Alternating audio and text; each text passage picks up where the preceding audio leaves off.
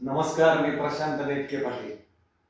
मित्रांनो, आपलं कर्म नेहमी चांगलं ठेवलं पाहिजे आणि कर्माची शिक्षा ही तुम्ही राजा आहात की रंक आहात हे बघून अजिबात मिळत नाही.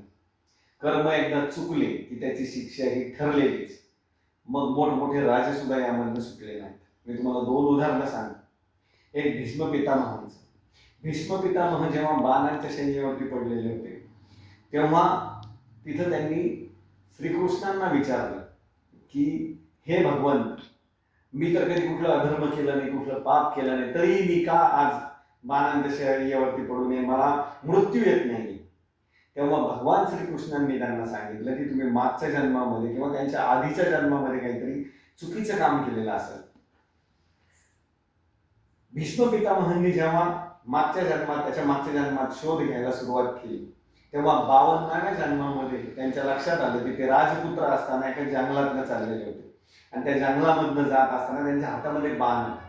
त्या बाणानं ते झुडपं इकडं तिकडं करत होते. तिथे एक सरडा होता. त्या सरडाला बाणाच्या टोकावरनं उचललं आणि त्यांनी असं बाजूला टाकलं. तो सरडा शेजारीच असलेल्या निवडुंगाच्या झाडावर जाऊन पडला आणि त्याच्या काट्यांवरतीच तो पडून राहिला. हे पाप त्यांच्या हातनं घडलं होतं आणि त्याची शिक्षा त्यांना 52 जन्मानंतर त्या जन्मामध्ये मिळाली.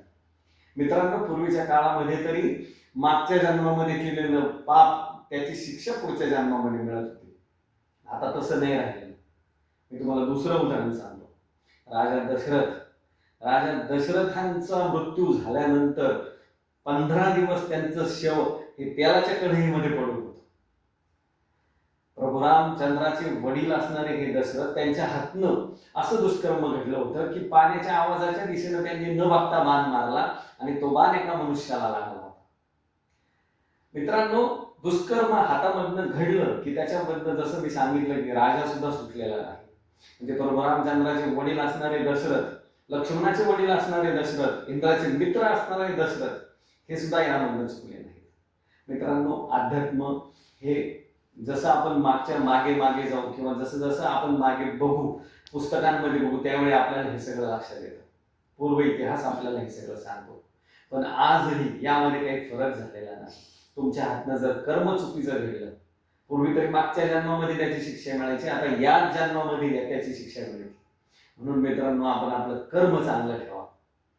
कर्म चांगलं असेल तर त्याचं फळही चांगलं मिळेल.